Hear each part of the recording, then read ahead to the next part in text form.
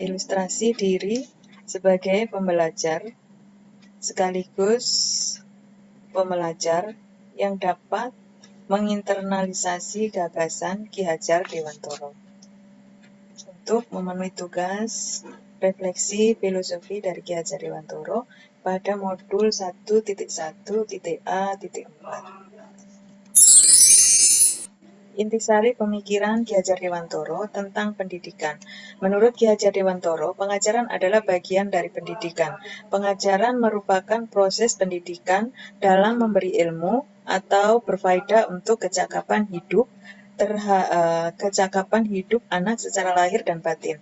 Pendidikan memberi tuntunan terhadap segala kekuatan kodrat yang dimiliki anak agar ia mampu mencapai keselamatan dan kebahagiaan yang setinggi-tingginya, baik sebagai seorang manusia maupun sebagai anggota masyarakat. Pendidikan adalah tempat persemaian benih-benih kebudayaan dalam masyarakat. Untuk menciptakan manusia Indonesia yang beradab kebudayaan ini, maka pendidikan menjadi salah satu kunci utama untuk mencapainya.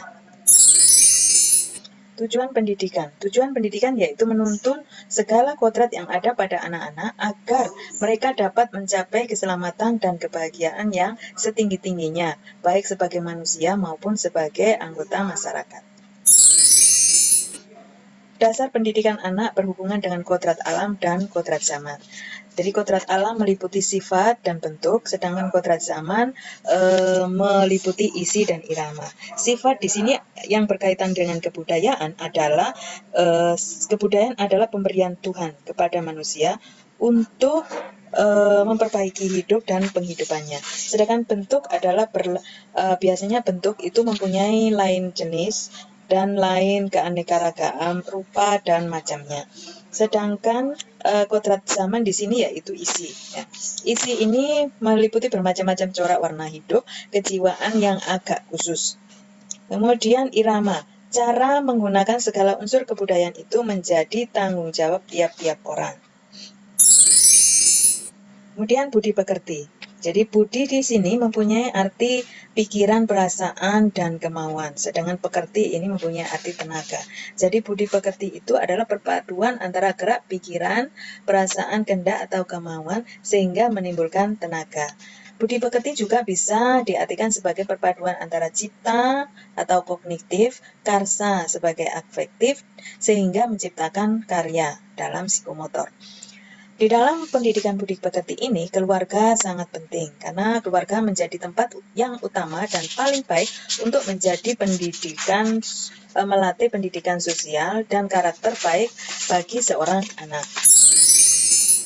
Bagaimana saya memandang diri saya sebagai pembelajar, guru, atau pembelajar murid jika dikaitkan dengan pemikiran Ki Hajar Dewantoro? Saya sebagai pembelajar, guru, saya yang berlatar belakang mengajar mata pelajaran bahasa Inggris, saya sudah melaksanakan pemikiran dari Ki Hajar Dewantoro sebagai Bapak Pendidikan Indonesia, walaupun belum optimal. Yang pertama, contoh, saya memberikan suri teladan praktek baik pembelajar dalam tuntunan budi pekerti. Jadi di situ saya selalu memberikan surat teladan, misalnya cara berkata-kata, berkalimat, berpakaian, dan lain sebagainya. Yang kedua, membimbing tumbuh atau hidupnya kekuatan kodrat, dapat memperbaiki lakunya, bukan dasarnya, hidup dan tumbuhnya kekuatan kodrat anak. Jadi seperti filosofi dari Ki Hajar Dewantoro bahwa yang kedua ini adalah ing arso suntulodo, ing madya mangunkarso, tut wuri handayani.